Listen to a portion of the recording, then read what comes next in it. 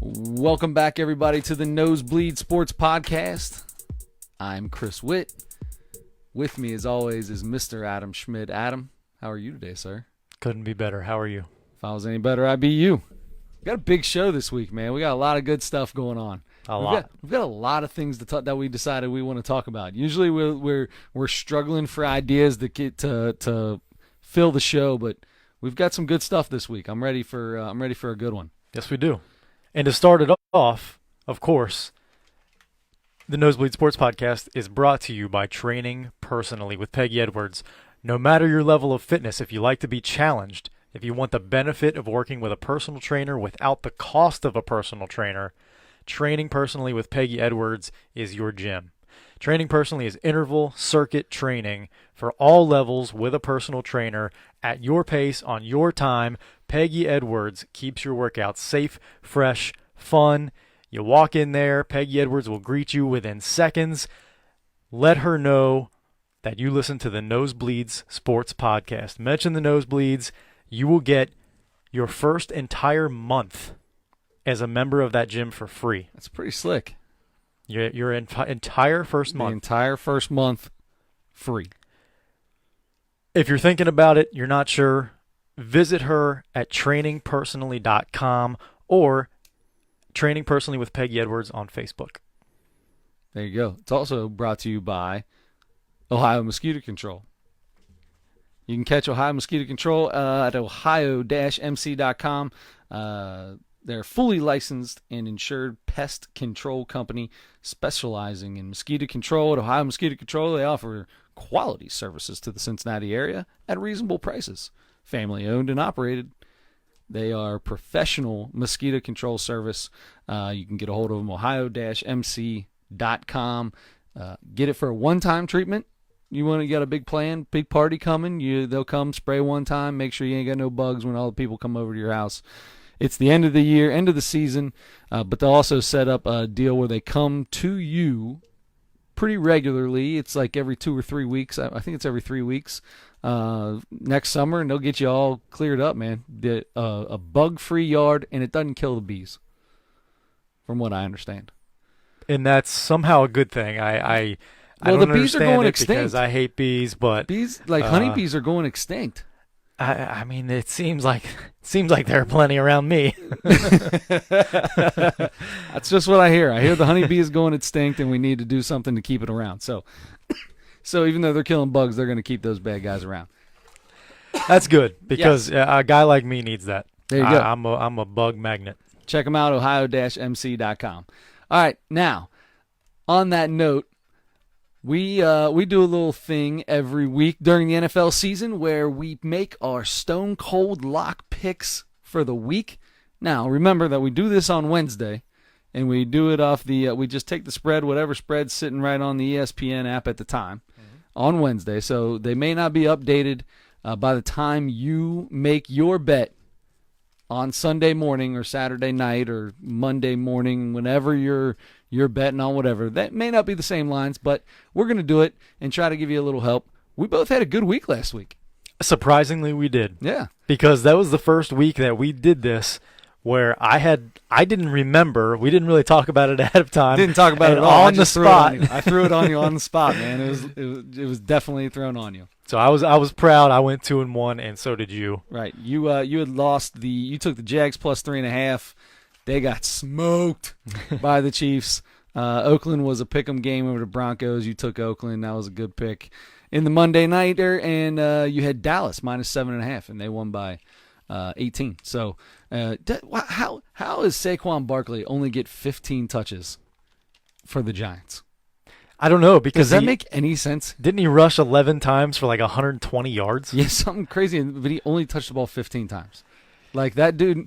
That's called efficiency. No, it's called inefficiency because he needs to touch the ball 25 to 30 times a game. It's efficiency for him individually, inefficient for winning. Yeah. What are they doing? It just doesn't make any sense. That dude's got to have the ball in his hands way more. my loss was the Jets. I took the Jets -3. They lost by 1 to the Bills. What a terrible game. Those are two terrible teams. I never should have taken it. Normally I don't take two terrible teams. And I did it twice because I took the Cardinals +2.5, got the W on that tie. You did. And the Rams -2.5. They won by 3, squeaked that one out over the Panthers. This week, we're going to give you our picks. Adam Schmidt, what do you got, sir? I am taking Kansas City, a 7-point favorite at Oakland. Okay.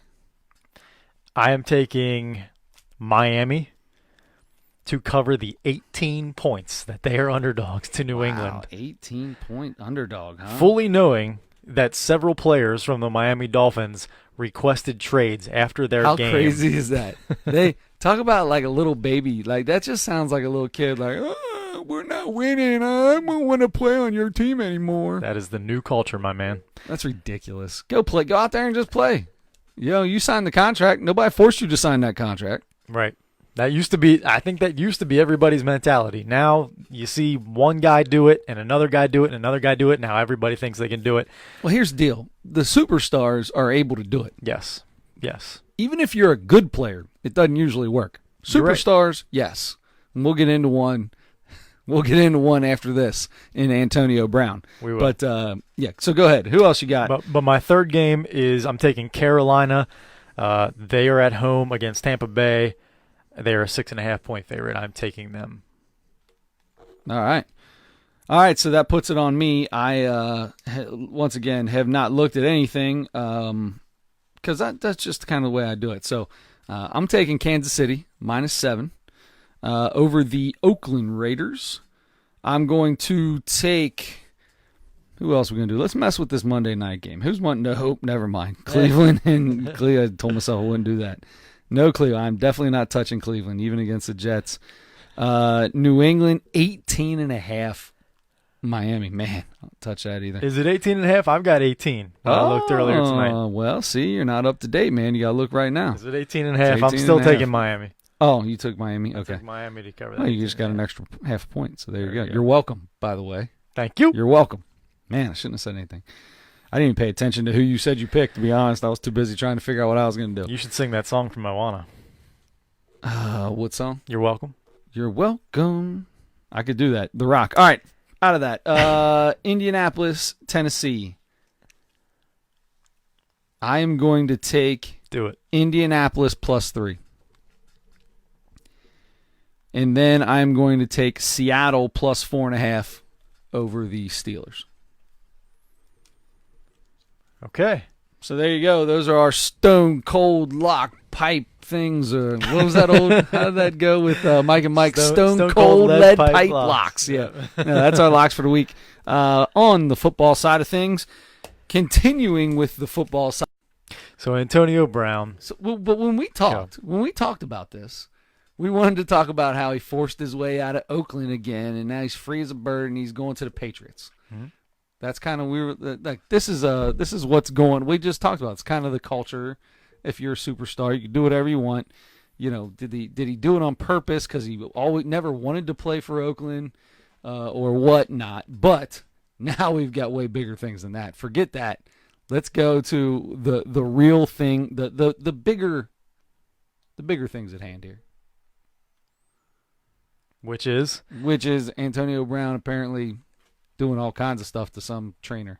Yes, there is a lawsuit filed alleging sexual abuse, sexual misconduct. I know there was at least one count of rape involved in that from a former trainer, like you said. I believe Antonio Brown has said that he had a relationship with her, but denied all the allegations. Yes. What happens to him now? Well, so there's so many things in this because the NFL has screwed up.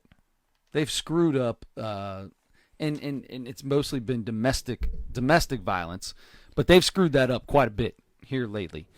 Over the past few years, they're constantly doing things that they, more to one guy, less to another, and it's always out of hand.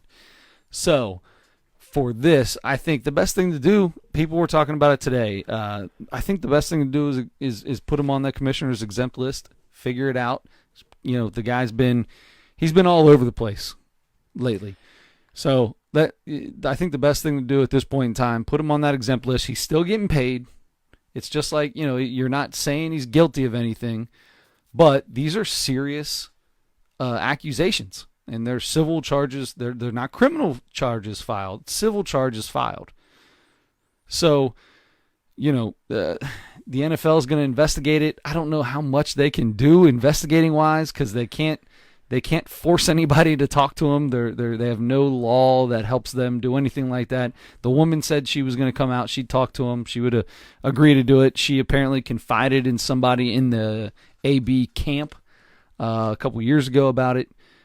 Was it 2017 to 18 something? Yeah. And she confided in them. So, but that guy may not, or girl may. It's going to take some time, but they're ready for this. Apparently, the NFL has 2 private investigators in every market that their teams are located. In case something like this happens, they've got them on retainer and they can get to them immediately and have get the investigation started quick. So I can tell you right now, the investigation's already started and they're going to figure out what to do. Does it even make sense? I mean, do they need to investigate themselves? Isn't that what a trial is going to be? No, because they want to get that out of their game. It's a black eye on their sport right now, and if AB just pays her off, she's seeking money damages. So if he just pays her off, and it would go under and be gone. And, you know, he either gets away with it or he pays somebody off who's trying to do whatever they're doing. We don't know. But I think they want to investigate it and know what really happened if they can, and because it's got to stop. It's getting out of hand, man. It's every year there's 3 or 4 guys, or 4 new guys every year. Mm-hmm. And this is a guy that has been all over the news for the last few months, really going back to last season, the way that he left Pittsburgh. With that last week when, you know, he's the whole thing with Roethlisberger back and forth in the media, and then he got all upset. He got his feelings hurt, and then didn't show up for practice for the last week. Showed up to the game to play. Yeah. Was told, no thanks. Sorry, you didn't bro. show up for practice. Go get your mink and go back to your car. So he just left the game. Didn't stick around, and then demanded a trade, requested a trade, whatever. Got traded. Showed up. Freeze burned his feet. Yep.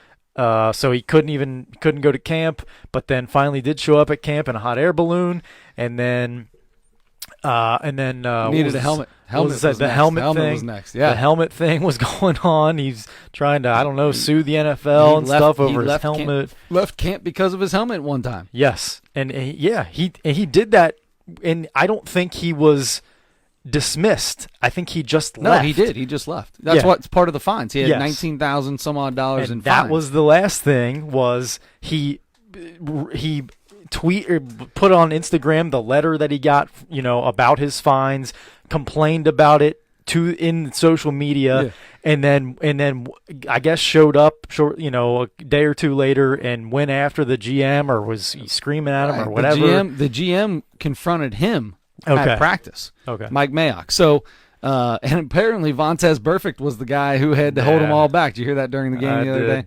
So that's funny. Anyway, the guy's a nutcase. I mean, maybe he's not a nut. Maybe he was doing all this to try to get out of Oakland. Maybe he didn't want to be in Oakland. It all seems like things are kind of, coming together. How much all this was just him playing around, and he just wanted to get that money signed, got the trade he wanted, got out of there, did everything. Then he gets released. So he's released, right? But now he's with. And then he signed with the Patriots. Patriots, right? Who? Right. Yeah. And then the next day or 2 days later, after he signs with the Patriots, and everybody's like, "Holy cow! The Patriots are already the best team in the NFL, maybe." Yep. And they added one of the best players, one of the best receivers in the NFL. And he would have been eligible. He's eligible to play this week. Yes. He can play this week. Correct. And he's still eligible right now because we still don't know what they're going to do. I imagine in the next day, probably tomorrow, we'll find out if they're going to put him on the exemption list or what they're going to do with it. I don't know. To me, fine, do your investigation, but really, you can't really make a decision until whatever happens in law happens. To me, I mean, I know they've done that before. They do their own investigations and decide whatever. That's the other thing is, like you kind of mentioned, what precedent do you use? Some guys get, a game suspension. Some guys get a year suspension. We have no idea what to expect from the NFL. No idea. No clue. And it's got to be hard for them. Yeah. It's just, he's such a mess right now that it seems like the best thing to do is to let him get his life together. Don't even let him do anything with football. Say, look, you're on this exemption list until you can get some help with whatever you need help with, because you are so inside your own head right now. Yeah. You are an egomaniac beyond anything we can imagine here. Do something about this. Look at what you've done for the last month and figure out what in the world's going on with your life. So, I guess we're going to see. I mean, hopefully in the next day or two, like I said. After that, either he's going to probably win a Super Bowl this year with the Patriots, or he's going to not play in the NFL for the rest of the year. It's just nuts, man. It's crazy, and I don't know what to think about it. And here's the thing. I don't think we need to have takes or make a decision. I think the conversation shouldn't right now be conversation about Antonio Brown or the woman who's accusing him of doing whatever he did. I think the conversation really is strictly on the NFL. How are they going to handle this? And it's going to be interesting to see how this plays out, because for the next few days this could get I don't want to say it could get ugly. It's already ugly. So it could just get worse. Isn't it crazy, though, that we talk about and everybody in the media is talking about this and will talk about this for at least the next week about what's going to happen, whether he's going to get suspended or whatever. And we're talking about a person that suffered one of the most traumatic things you can suffer in your life possible. And she is kind of like, she's almost like an afterthought because he's an NFL player. But that's what it is. Crazy? I mean, when it is crazy, and I don't think anybody feels. I mean, if that girl's sitting in front of you, or you talk. I mean, that's and also that the act, because he's denied them. So accusations at this time is what it is. Guilty until proven innocent, or however that works. But when if she's sitting there, you would feel horrible for her. But it's a celebrity. It's an NFL player. It's one of the best players in the NFL. So the talk is going to be about him, because there's more social aspects on him than there is on her. Now, because people know who he is, they don't know who she is. Now, if he was dating Serena Williams and Serena Williams came out and said, now it's a whole different story. You know what I mean? So it's I don't know, man. I'm with you on that. You go back to the guy from Dallas who beat the living crud out of his wife, threatened to kill her and all that. And you have all the videos and all. You never really hear too much about those women afterwards. Yeah. It's all about what happened to him, and are they going to allow him to play football again, and all that stuff. You don't hear about the one who actually had the worst stuff done to him. It isn't right. But. And in some cases, those guys go on to play more NFL football and make more, millions and yeah. Well, Joe Mixon, we got a running back for us. Joe Mixon, I mean, he's done everything right since he's been here, but that doesn't erase anything. No, right? There were people when before he got drafted. We were on the podcast talking. I hope they don't draft Joe Mixon. This is a guy. I don't want that kind of guy on this. It's another black eye for the Bengals to draft a guy like that. And then they draft him, and people were kind of up in arms. And then the kid turns out to be, phenomenal. And he led the AFC in rushing last year, and everything's forgiven, right? And everything's forgiven. But now at the same time, he's done a lot apparently in the community. He's done things in his personal life to try to get himself straight and not be that person. But that doesn't – but it's like you said, he leads the league in rushing, and all of a sudden it's like, yeah, I need a 2-5 jersey. You know what I mean? Yeah. So, I don't know. And look, people do grow up. They do change. They do improve. And they can – people get second chances, and I think that's a good thing. I think people in most cases should get second chances, and a second chance to play a professional sport and make a ton of money and be comfortable for the rest of your life is an incredible second chance that most people don't get. But so they can do that, but at the same time, something like it doesn't feel like Antonio Brown is that kind of guy, at least right now.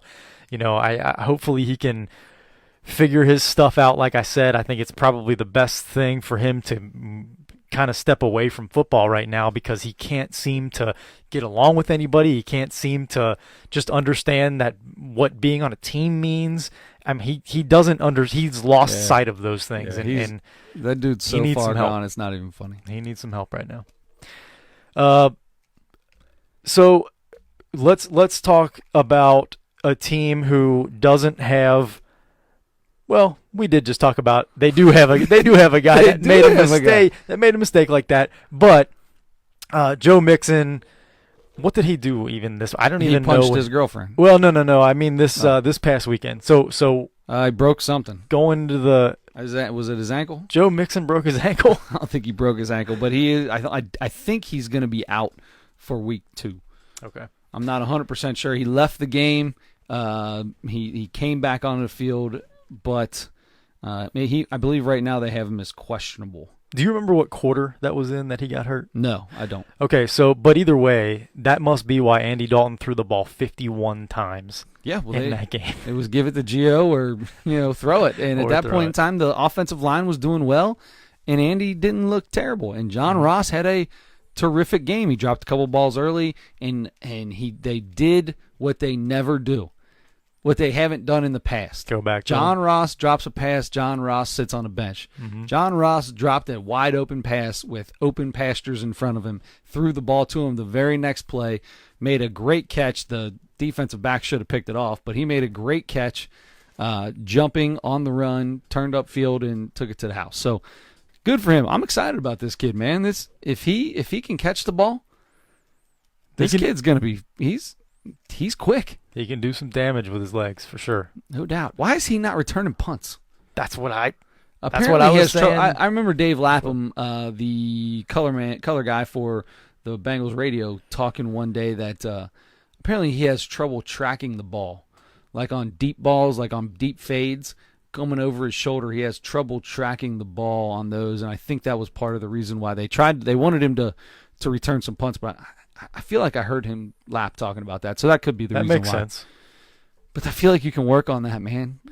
Yeah, I mean, people's depth perception is different, and I mean, if you're a good enough athlete to make plays in the NFL, you can work yourself into being able to catch a punt, right? Maybe. I don't know. I mean, I'm not saying it's the easiest thing in the world to do, but it's also not the hardest. I mean, if you can run up and down the field, and he doesn't drop a lot of balls, but he makes spectacular catches all the time. Not all the time, but he does make really good catches, and why not? That's with his speed. As long as he catches the ball, I mean, he can Devin Hester, every other. He can be a big weapon, right?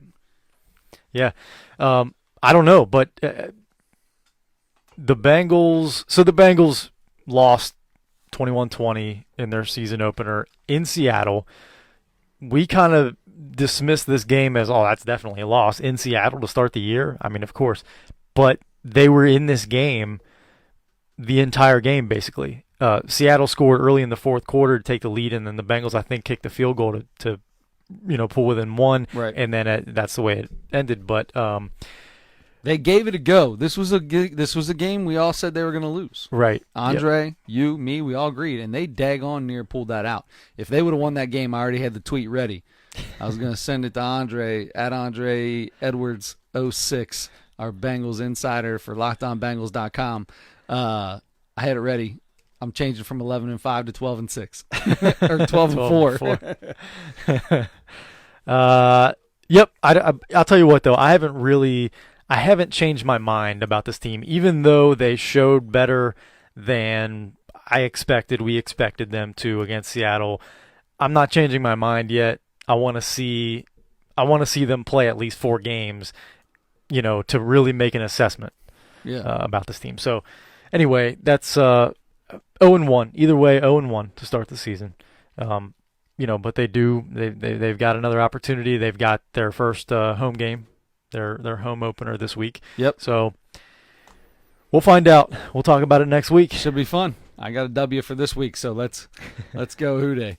All right, so we're going to change things up here. Adam was telling me about a story. So we don't talk soccer very often on this podcast.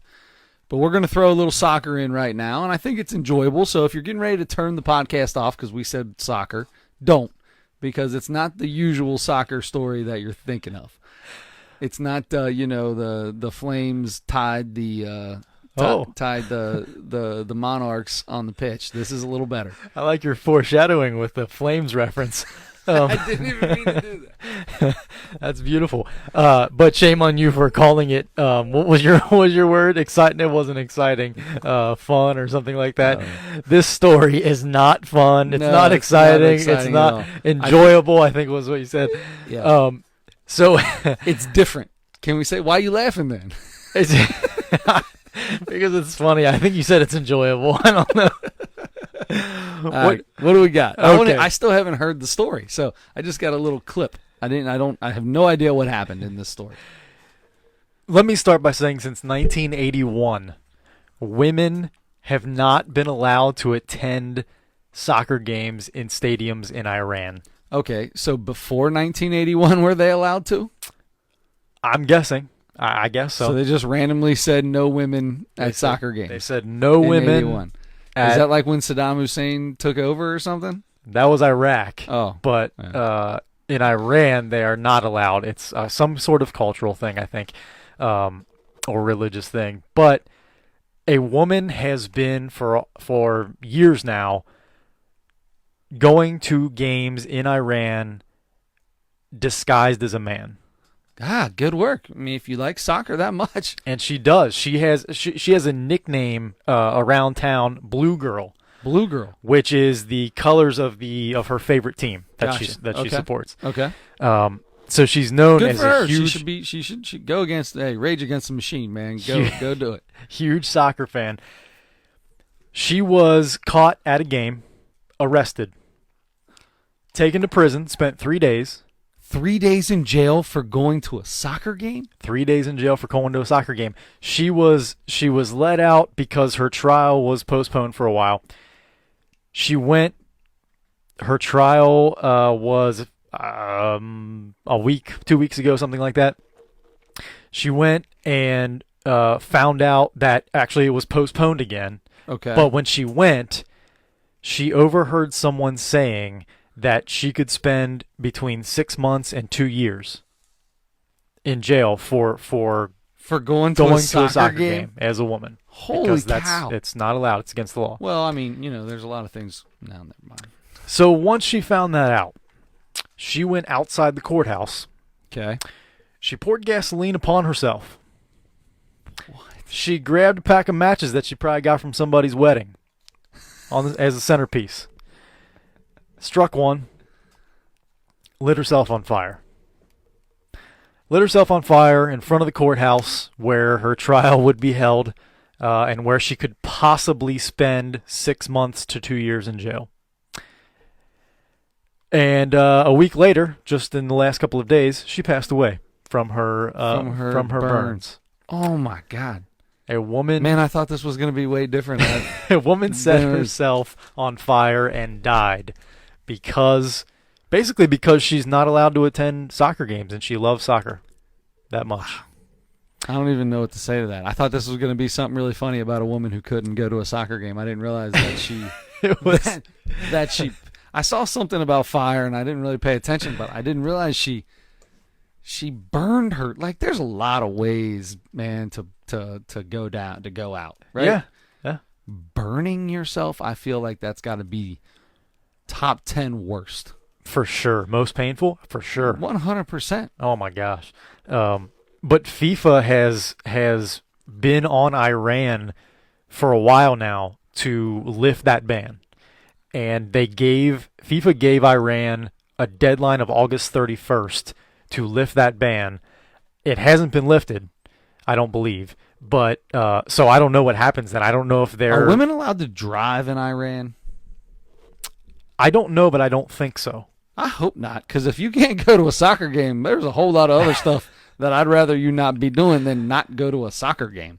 Like, I feel like driving, voting, talking in public are all things that they are going to ban before they would ban going to a soccer game.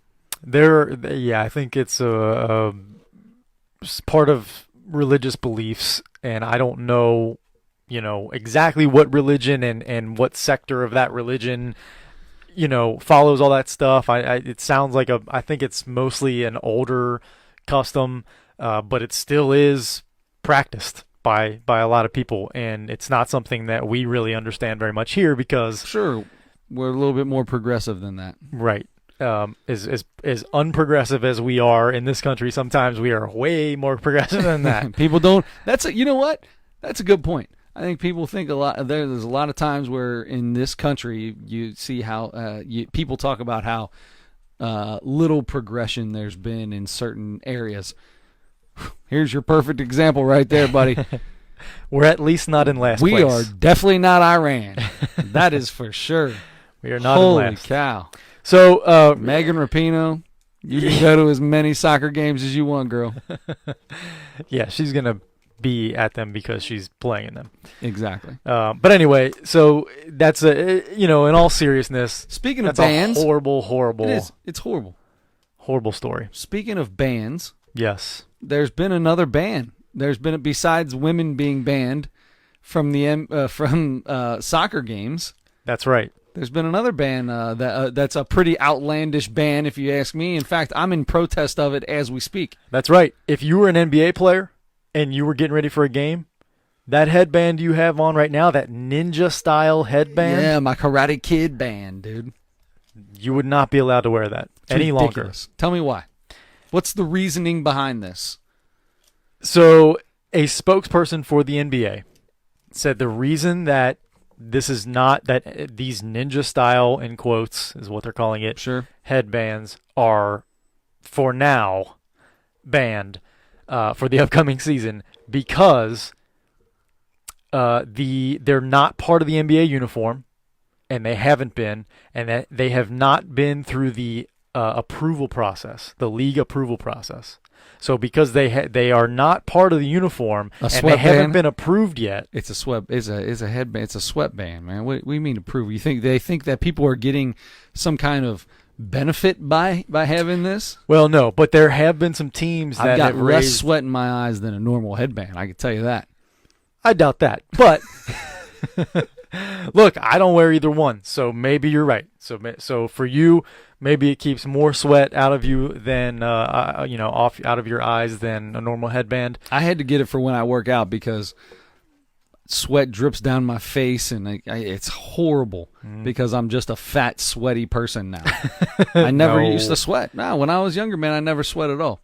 Never. I could run 15 miles and not sweat at all. Now, walk down the steps, and I start sweating. Down, up. You don't even want to know. No, got to change my shirt. I walk up the steps. No, but listen, teams actually, there are some teams that have actually raised concerns about safety, and it says safety and consistency of size, length, and how they are tied, which requires a thorough review before consideration of any rule change. They, for whatever reason, and I don't know. This don't make any sense to me. Maybe it's like the OBJ watch, too.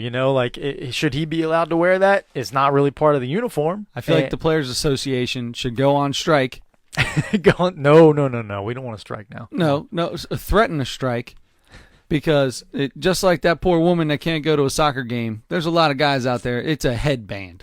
Are you kidding me? Well, here's the thing. Let me tell you this. Go ahead. No, go. No. I went to go buy a headband last year because I was sweating so profusely when I was working out, okay? Pouring off my face. And I can't stand it. Mm-hmm. I had to buy this headband because at Dick's Sporting Goods, you can't buy any other type of headband. There's no other headband there. Is that right? I did not want to buy this weird thing that's got ties in the back. I like it now, especially now that they're banning it. I feel like a little bit of a rebel with a cause. Sweep the leg, Johnny. That's exactly what I was just going to say, is it's more a fashion thing now. Like, you started seeing, because, guys, Jimmy Butler, there are several guys who were wearing them last year that Karl Anthony Towns, Drew Holiday, Montrezl Harrell, those guys all wore this headband with the ties kind of hanging off the back. And as soon as you saw that, you saw them everywhere. Kids are wearing them. Semi-pro, college, high school players are wearing these things all the time now. They never thought about wearing a headband like that until they saw an NBA player wearing it. Just like the short shorts thing going on right now is the same way. James Harden started wearing short shorts again just to be goofy or different or whatever he is. And everybody started doing it. Everybody does it now. And I feel like this is the same thing. Like, if Jimmy Butler just wears some different kind of, or if he wears a certain different kind of headband or certain color or whatever, or anybody in the league wears whatever, that thing is going to become popular. And then apparently it's going to happen the same way. If I guess depending on what it is, it's not part of the uniform. It has to go through the approval process. What about other headbands? They're not part of the uniform, or wristbands or sweatbands. They must be, because nobody wears those things because they use them. They wear them for the look. Like Reggie Miller wore his wristband because he wanted to keep the sweat off of his wrist. That was in the 90s. But I had the answer. He only wore that sleeve, whatever, because it said the answer on it. Michael always wore the same 3 or 4 inch, 5 inch, however long that thing was, wristband towards the end of his career. Always wore it. You think there was with Michael Jordan, there probably was a reason. That was the exact spot that he wiped his face with or something. Yeah. I'm sure there was for him. But there's a lot of guys that just do this, like the sleeves and the tight Absolutely. pants. If anything that needs to be banned in the NBA and basketball, the pants aren't part of the uniform. Take the pants off. I could wear a headband, not, what I'm saying? I don't mean take your pants off. I mean, there's no reason for these long tights pants, right? Why are you wearing tights for a game? Yeah. Why are you doing that? I do have when I was playing basketball towards the end, I'd get real bad shin splints. So I had those shin splint sleeves, and they really do help. But come on, man. Why everybody wears the tights. It used to just be compression shorts, now it's compression pants or compression capris. And if you ask anybody why they wear them, they're going to come up with some reason that's not because it looks cool or because this guy wears them. They're going to come up with any reason that they can think of on the spot, or that they've previously thought of in case they're asked, as a reason why they wear those things that seems practical, right? In reality, a lot of guys probably do, like you said, those compression sleeves for shin splints. Sure. Some of these things may have that same effect. I heard one time that Iverson wore the sleeve because somebody in his division that they played all the time had long fingernails and would foul him all the time and scratch his arms up or whatever. Well, he only wore one, so I don't know why the other arm was okay to scratch up. But anyway, I've heard that as a reason. I mean, you hear all kinds of different things. It's an elbow like compression sleeve for some people, or that need that. A lot of people do use them, I think, for their purpose, their real purpose. But I do also think, especially like these headbands, people either didn't wear headbands or wore the regular cotton headband or whatever it is that people have worn for years. Like when it's kind of popular, guys wear them, or some guys actually wear them. A lot of people didn't even, like LeBron didn't even wear it like a headband for a while. He like put it up on the top of his head. That doesn't keep sweat from coming in your eyes. You're going to sweat underneath it. It just keeps disguise. It just disguises your receding hairline. It didn't disguise it. It like pointed it out. Well, it covered it up, but everybody was like, You're wearing like a 10-inch wide headband on top of your head. Yeah. He's got that figured out now. He does. He's got it cleaned up. Kind of. He still goes back and forth sometimes, man. You see some of these. If he gets the cone, if you don't brush it out beforehand, you can see it. You can see the line. You or can if see he where doesn't do the spray. I don't know if it's spray. I think he's got some. I think it's real hair. I think he's just got to comb it together. You know what I mean? There's definitely a line there, but he had to get some extra put in. I don't know if it was planted in like Joe Buck, or if it was, some one of these hair club for men people. But anyway, LeBron, God love him. Okay, so the headband thing, when we saw the story come out that they're banning these things, your first thought had to be, what? Why in the world would you ban those headbands? It doesn't make sense. Apparently there are some maybe safety concerns or whatever, because they're tied in knots in the back.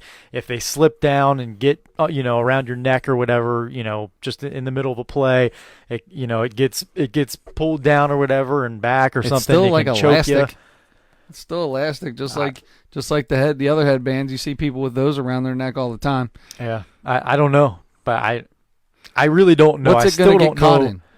What's the fly is going to get caught in? Choke you or something like that. I don't know. That's the only thing I could think of as a safety concern. This is getting outlandish. I think they just don't want Karate Kid headbands in the NBA, just like Iran doesn't want women in soccer games, and I am completely against it. Let the women in and let the headbands stay. Chris Witt has spoken. That's all I got. Another kind of odd story that I saw in the last day or so here, Noah Syndergaard, right? Yeah. Mets' second best pitcher for the New York Mets. Sure. He, this past weekend, had an issue that he took up one-on-one with management for the Mets. Wilson Ramos was signed this past season, 2-year, $19 million deal to be the Mets starting catcher. Wilson Ramos is a good catcher, even better hitter. He's a very good hitter for a catcher. Noah Syndergaard has I think it's a 5.09 ERA this season when he pitches to Wilson Ramos. The Mets have two other catchers here. Tomas Nido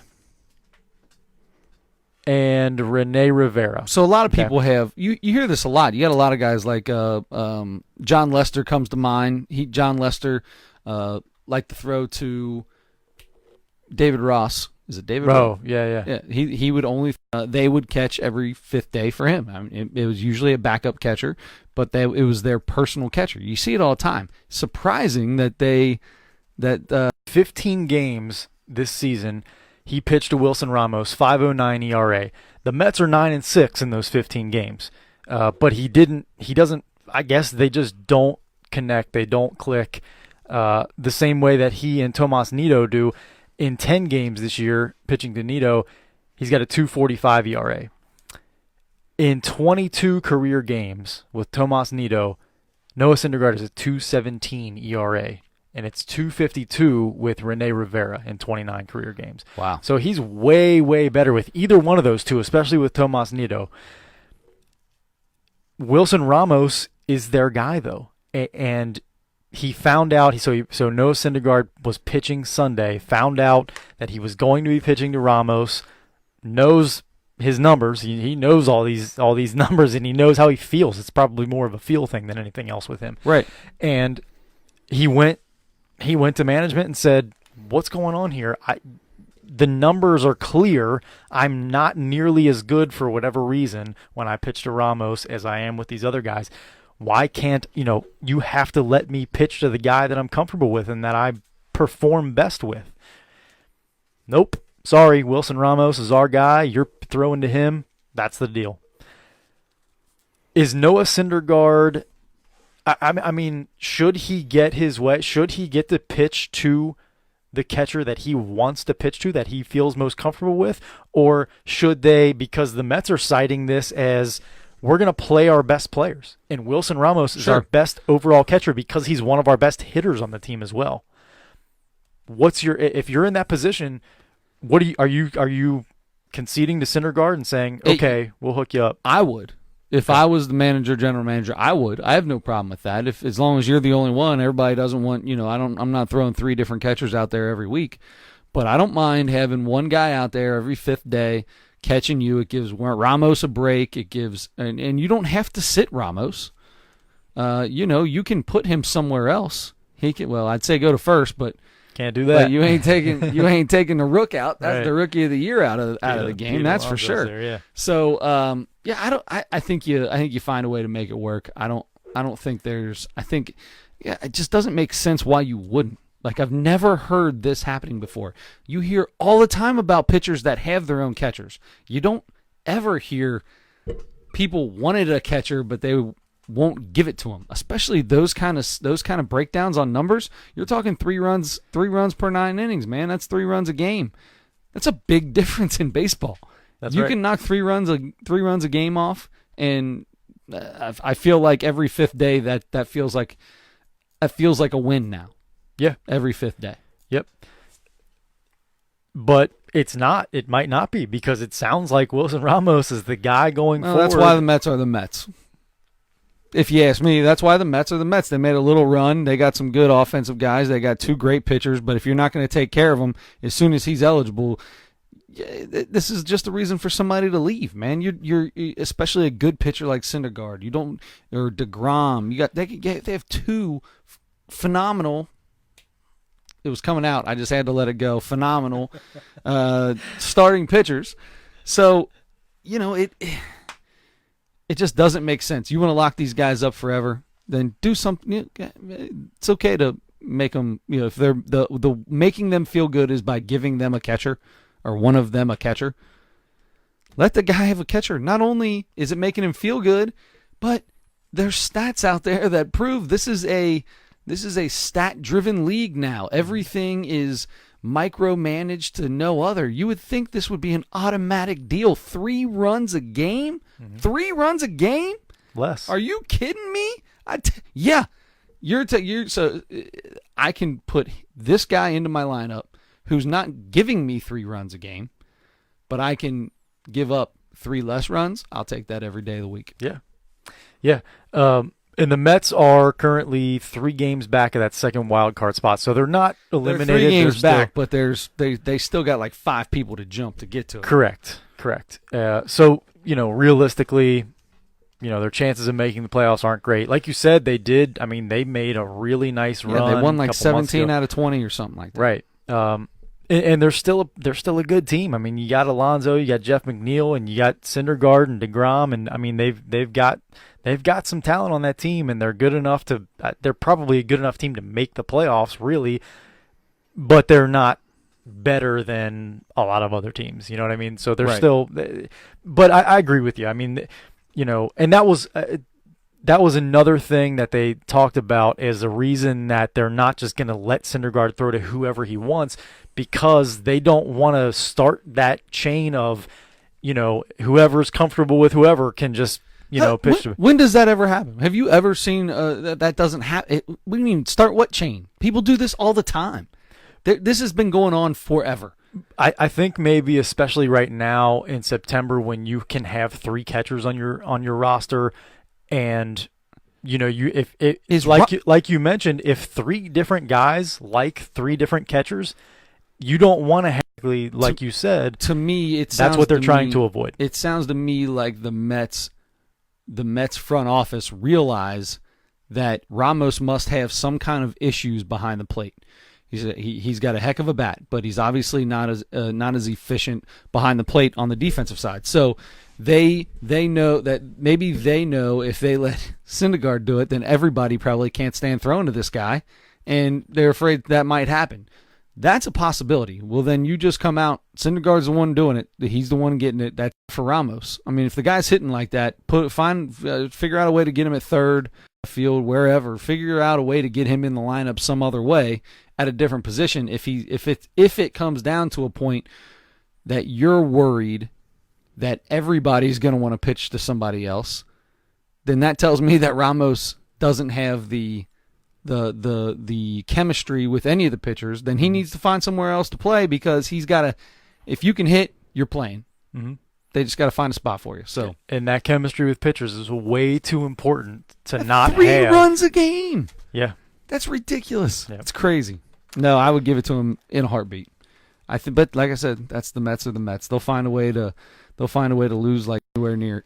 Well, I mean, let's talk about that. We already said they're 3 games back of the second wild card spot, and they're about the furthest team out that you can still talk. 1.5. Philadelphia is 2 back. Milwaukee is a game back of that 10 this year, which probably isn't going to happen now because he's going to miss the last 2.5 weeks. Christian Yelich, fractured his kneecap. Yep. Fouling a ball off of it, so he's going to miss the rest of the season, including the playoffs, if they make it. Terrible, man. It is. You hate to see anybody get hurt, but especially the top players in the league. And he seems like a good guy. We don't know how these people are in real life. I don't know if he's actually a good guy, but he seems like a good guy when you see him out there. He looks like a nice 15-year-old guy. He looks like Pete. What's that dude from Saturday Night Live? Oh yeah, Pete Davidson. Pete Davidson. He looks like a young Pete Davidson. Right. Isn't Pete Davidson still kind of young? I don't know how old he is. He's really young. Okay. And he looks younger than that. Milwaukee still has a good team.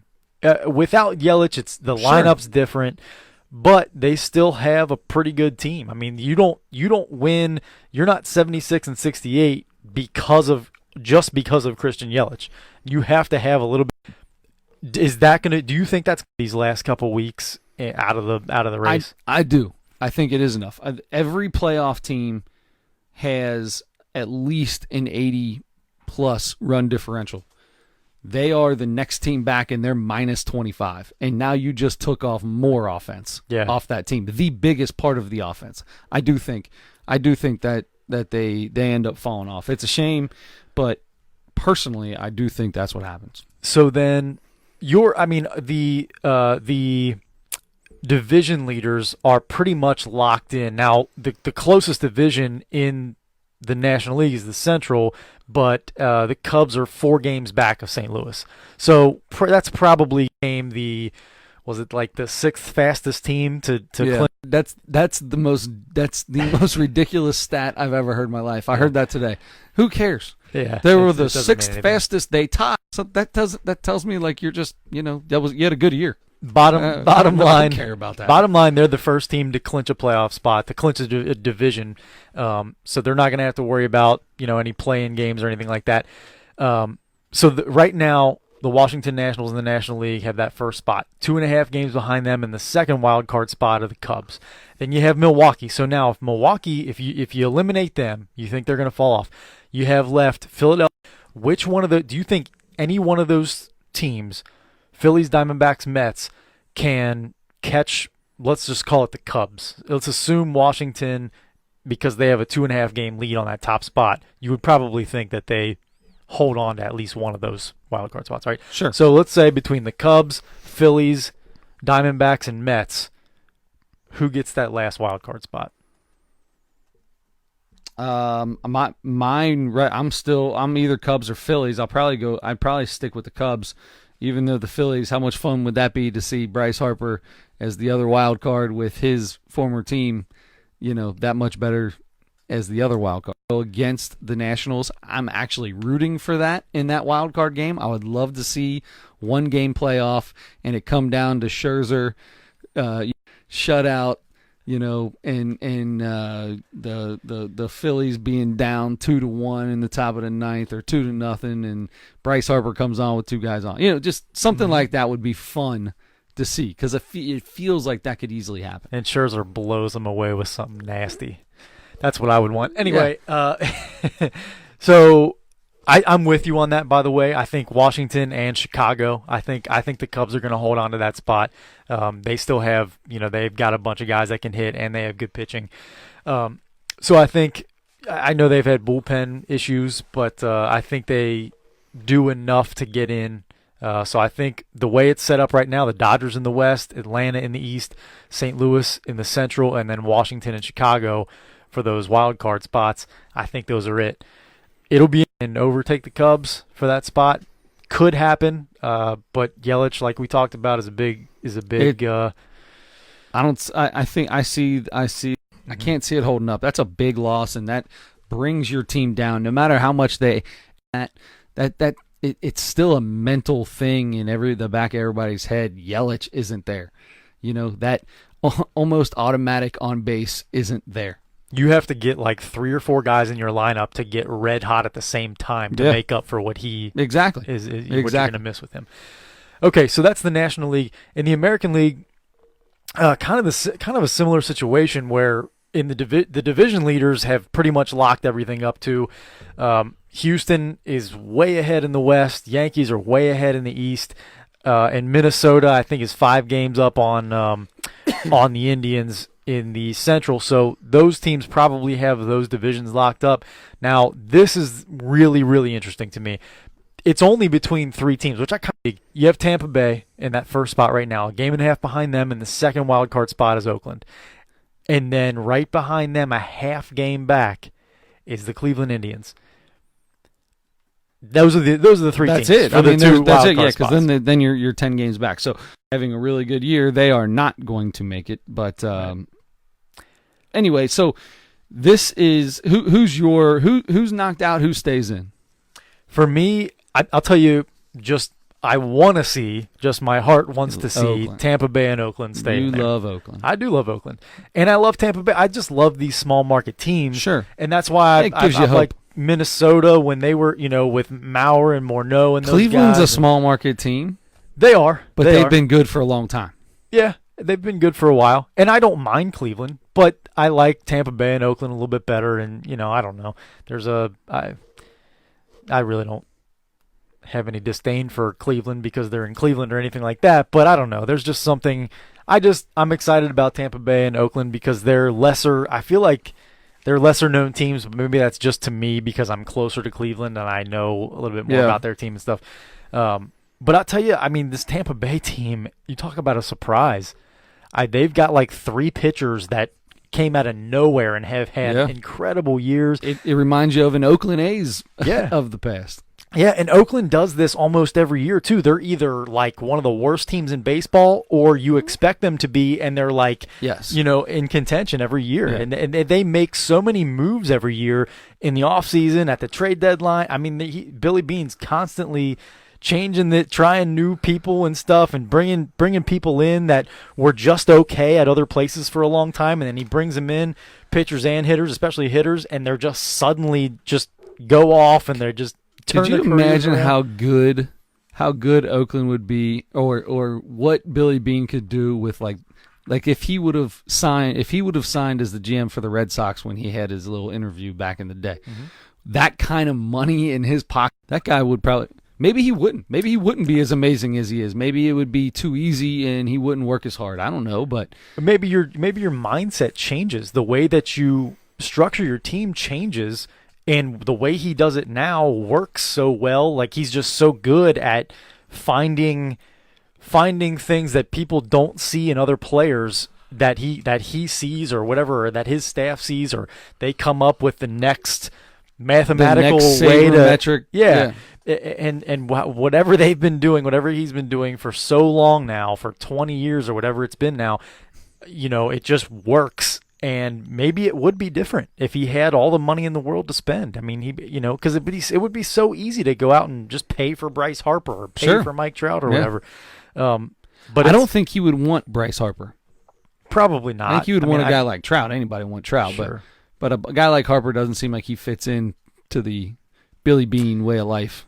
But at the same time, Oakland seems to have that, like how the Red Sox were in 2004 when they won, like that just young, almost like college guy atmosphere, and the camaraderie. Yeah, and Oakland seems to have that kind of stuff going on a lot, and Bryce Harper might fit into something like that. It's different. I don't know why, but anyway, he's been doing such a great job for a long time. They're doing something right in Tampa Bay, except getting people to come to their games. But they do. I don't. Maybe they'll be in Tampa Bay next year. Maybe they'll be in Montreal. Maybe they'll be in both. But either way, they're going to make Minnesota one of these guys and make a little run. Yeah, I'm excited about any of these 3 teams. I like Tampa Bay. I like Oakland. I like Cleveland. I really like Cleveland. There's something about this Cleveland baseball team for the last couple of years that I don't know if it's because we're so close and it's the same type of market, and it's not the Browns. It's the Indians. We don't have a rivalry with them, so it feels a little easier to like them, and they've always got some fun players on their team. Lindor is awesome. Yeah, love that guy. And now they got Puig, so I mean, it's even more of a reason for me to watch and for you not to. I'm good with all three. I would love to see any of them in it. I'm not gonna say who I think's gonna do anything in this. No prediction. Give me one of the three, or any two of the three, and I'm good. I'll tell you, and I'd love to see any of them up against some of these lineups because it's all pitching. These guys are pitching teams. The three wild card teams are pitching teams. The three divisional winning teams are all offensive teams. You know, one thing about the Oakland A's that makes me think that they may be the odd man out at the end of the season. Well, he won't. He's not going to be on there. He won't. He won't be on their playoff roster. They have 2.5 weeks still to go to win more games than Cleveland, though. He's going to pitch at least 2 of those, probably. Billy, I love you, man. Dear Billy. Dear Billy. Cut that son of a gun. Love Chris. He's been cut by 3 teams this year. Come on, dude. Yes, he I has. understand what you're trying to do. I understand you tried to find a little magic or something, but magic ain't there. Adios, amigos. My buddy, Homer Bailey. My boy. Yeah, Homer probably won't make the roster, make the postseason roster if they do make it, and I hope they do make it. And look, I don't have a problem if he pitches well, great. Be on the team, come out of the bullpen in the playoffs or whatever you're gonna do. Yeah. But anyway, it's the one that I'm most excited about because I think they're so close. All 3 of those teams are so close right now. It's gonna be fun.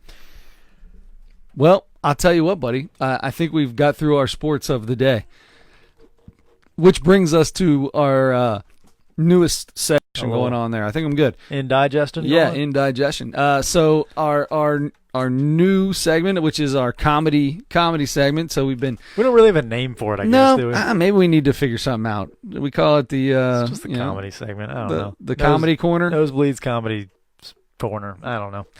So anyway, we decided that we're going to listen to a comedy special every week.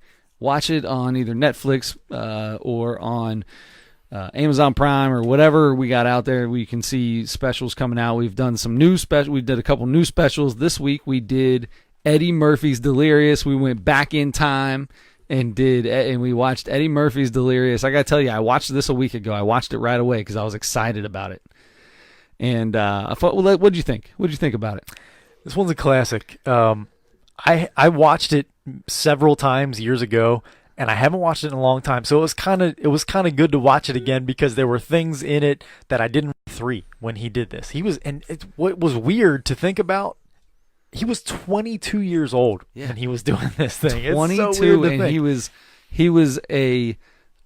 he was a huge celebrity at the time. Yeah, as big in the comedy game as anybody, and he was, man, and he knew it too. He had a little. Oh, he had the swag. Yeah, bro. he had the a little swagger. It's so funny to see Eddie Murphy now and Eddie Murphy from then. He's an old man now. He is an old man now, but the swag was in. He had the swag, man. There was a lot of stuff. There was definitely a period piece. It wasn't a period piece. It was just from that time. Yeah. The clothes that he wore and the way that he talked. Yeah, he started that special talking about gay people. Yeah. And the way he talked about it, and he used that magic word that you do not use anymore. Yeah, he dropped the F-bomb. The F-bomb. He dropped the F-bomb on him. Hey, listen, man, that's one thing. If you're going to listen to these comedy, we say it every week. If you're going to listen to these with us and you're going to, listen to what we think about it, just know the time that it was recorded. Yeah, and it's not like it's okay, but it was different. People talked differently about stuff like this back then. I mean, he flat out said he's afraid of gay people or whatever. He didn't say it in a mean way. He was honest about it. He was like, it's just kind of different for him. It was just really weird to hear with the way things are going right now. The way people have turned around and the more progressive thinking now that Sure. people understand, in inclusivity, or and whatever word you want to use for how things are right now, which is a good thing, I think. But it was so different back then. It was just starting back then. Yeah, I mean, in the last 5 years, it's grown tenfold. But I know what you mean. Yeah, and it was just so different. But besides that, and he did. I forget. I've seen the number before, and I can't remember. I didn't look it up, but I saw the number of actual F-bombs of the F word that he used, and it's something astronomical. It's crazy. It's unbelievable. Well, when he does his dad, when he does his dad being drunk, and talks about Charlie and Eddie, little Charlie and little Eddie, which he was when he started doing that, everything was mother F, mother F, mother F, mother F, mother F. I'm glad you brought that bit up, because that was, to me, that was kind of the low point of that. I didn't like it. Was not good at all, because it wasn't when she fell down the steps, when the ant fell down the steps, and then when he started making fun of her as being a Sasquatch. Those were funny, but it went on a little too long, and there was some parts in the middle that didn't even make sense why he was even doing it. And it went on too long. That was my thing. And he sounded like he was from Jamaica, not like he was drunk. Yeah, exactly. There was an accent there that I don't know. Maybe his real dad did have that accent. I have no idea. Who knows? Yeah. But it was that went on a little bit too long, and because of that, I think overall it wasn't as funny as it could have been, maybe. But I'll tell you what. He had some of the ones that I think most people remember. The ice cream man. Oh, everybody, the ice cream man. The ice cream man, and then taking a bath with his brother, and the G.I. Joes. So and gross. Passing gas in the tub and all that kind of stuff. Dropping a deuce in the tub. Yeah, that was. I kind of remembered that vaguely for years and years, but I didn't remember all the details exactly how he said it, so that did make me laugh again. G.I. Joe in the butthole. Yeah, those were going funny. To the cave. He can't see where he's at. Another thing that I thought, just something not even funny, but kind of impressive, and I think he was trying to show off a little bit, but his impressions of Michael Jackson and Elvis both. Oh yeah, he wanted to sing. He wanted to get sing, and especially I'll tell you, the Michael was good, but the Elvis was dead on. Yeah, I mean, he did a perfect Elvis.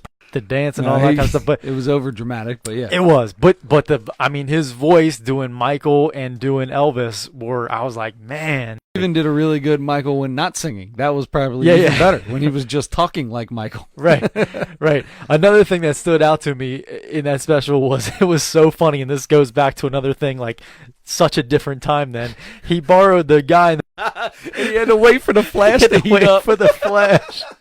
He's standing there. This got an automatic flash, right? He's like, I ain't gonna sit here and wait. No, you lied to me.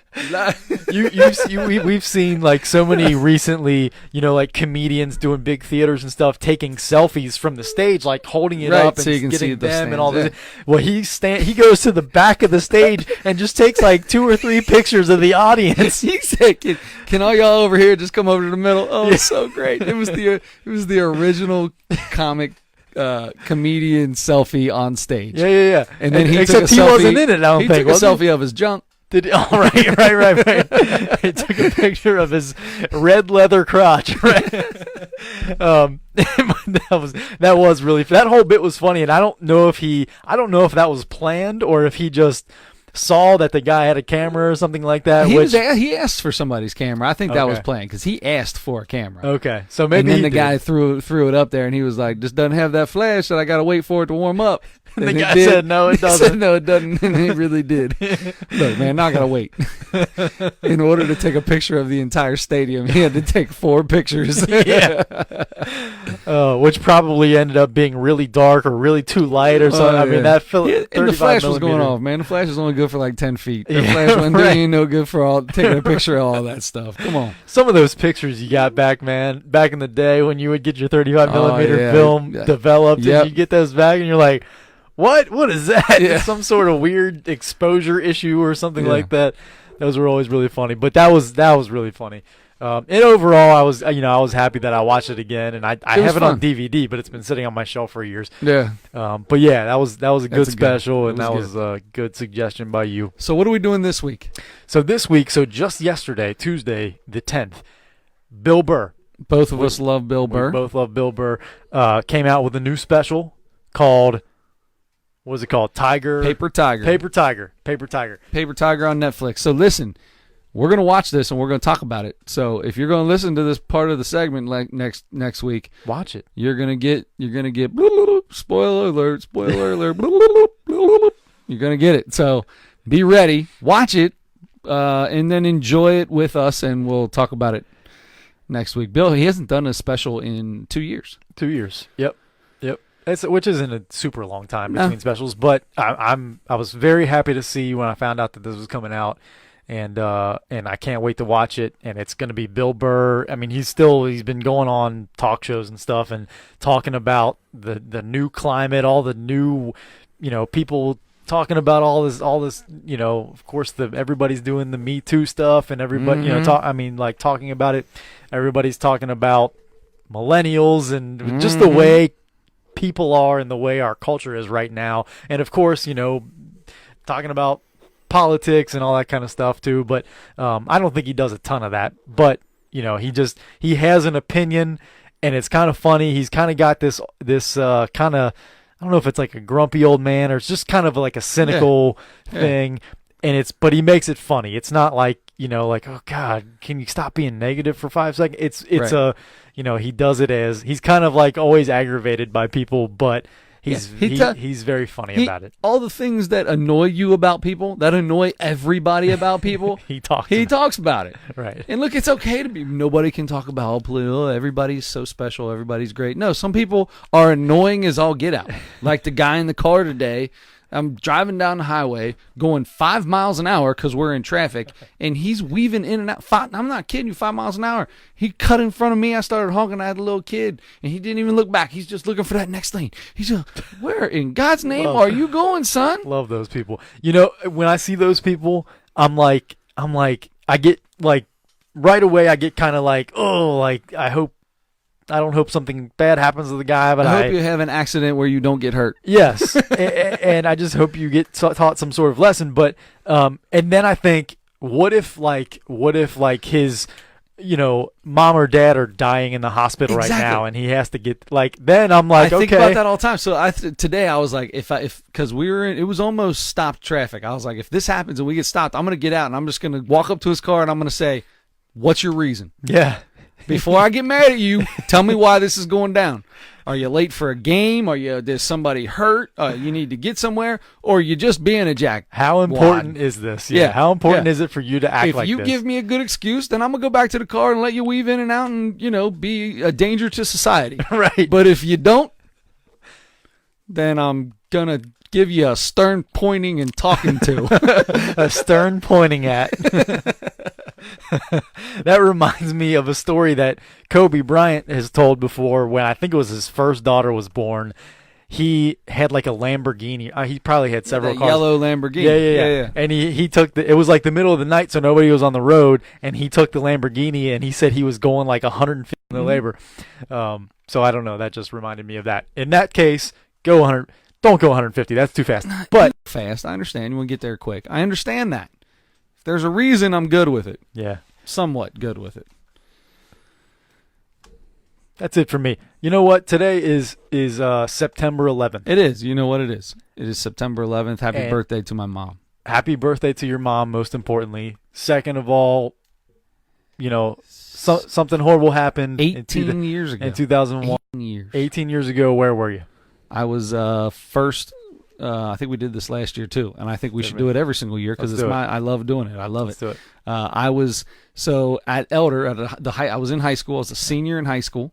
So we are at Elder we had I don't know if it was a pep rally schedule. We had a different schedule. So your last class was your first class.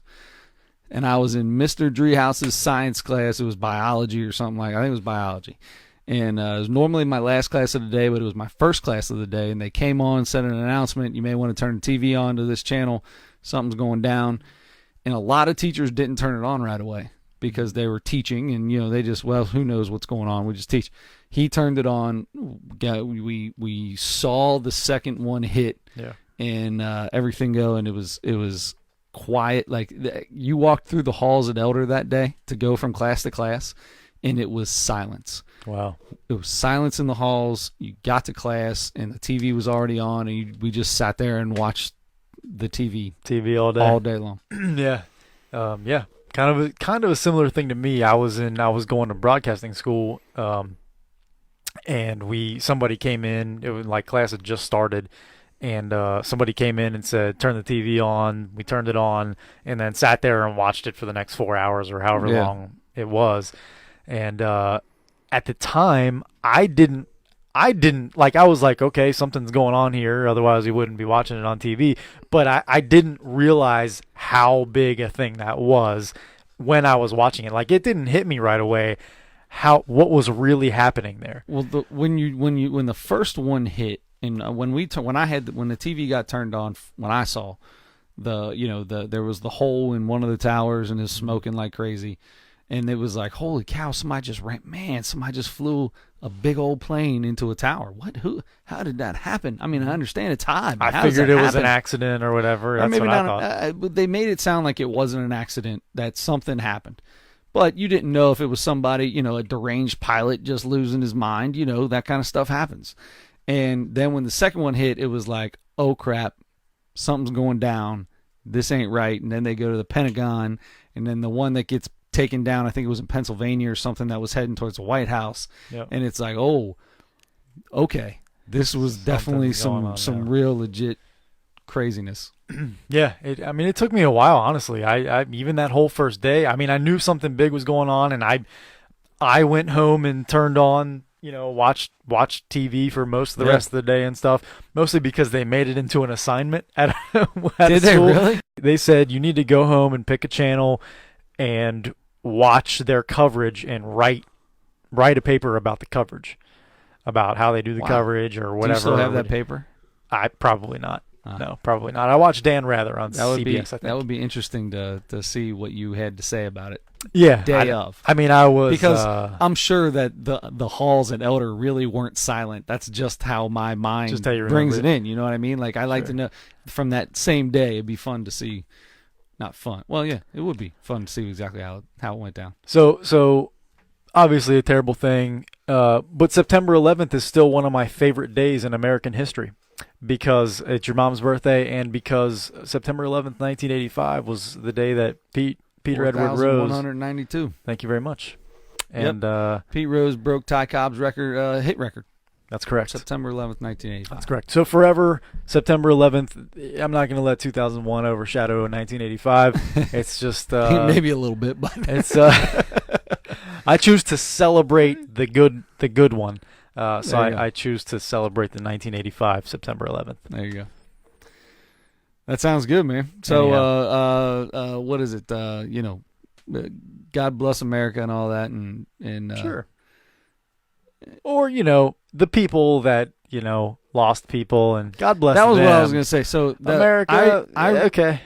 When I realized something crazy was going on that day, was they were doing an interview with somebody, and it was before. I think it was after the first building came down, and they're like running, and it's just white smoke everywhere. And then it cleared up. They went back to him, and they're covered in white ash or whatever, and they're still interviewing this person, and you could just hear bodies hitting the ground. It was just dunk, dunk, and you could see the people whoever was doing the interview kept turning around and looking, and like their eyes of knowing what was going on was insane. Oh God, I'm glad I didn't see that part of it. There's a video where you could, from far away when they were showing the towers, you could see people flying out. Like, you didn't realize what it was at the time. You probably just thought it was, chairs or papers or whatever. But it was people jumping. It's nuts. I never really watched a video. I know that is out there, and I know that there are so many videos now that you can see from from all that footage. But I don't think I ever watched a video where I saw, that's a person jumping out of you just see a whole bunch of little black dots going. That's what it was. I don't think I'm ever going to try to see that. But anyway, I wanted to end it on the Pete Rose thing. So sorry about that. 41-92 Ty Cobb. Congratulations to Pete Rose. So we're on, what is that, 34 years? 34 years since Pete broke the record. That's right. That's right. So that'll never be broken again, right? No, that'll never be broken. That record will never be broken, and neither will Cal Ripken Jr.'s record. Those are two records that will never be broken. Yeah. Just because of the way players are treated, not treated, but I mean they're a commodity now, So yeah. It's a different way of life, that's for sure. John Stockton's assist record as well. Never be broken. That could be. I could see that getting broken. The way really? Oh yeah. The way there's some they have some of these guys out now that are, specific. That's what they do. They're but there aren't point any guards that are throwing up 15 assists a game But there aren't, because every point guard scores first now. I mean, there's not really anybody that's a pass first point guard. Chris Paul's the closest thing we have to it. Yeah. Rajon Rondo. That's the closest thing we have to it. Besides those two, I got nothing. Huh. Yeah, apparently right. Sonny Gray is on fire tonight.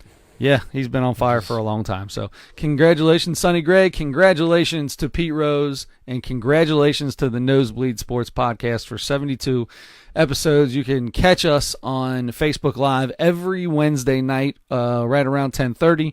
We are on... also, you can get it Thursday morning, any of the other platforms that are out there. So you got, your iTunes, your Spotify, your TuneIn, your...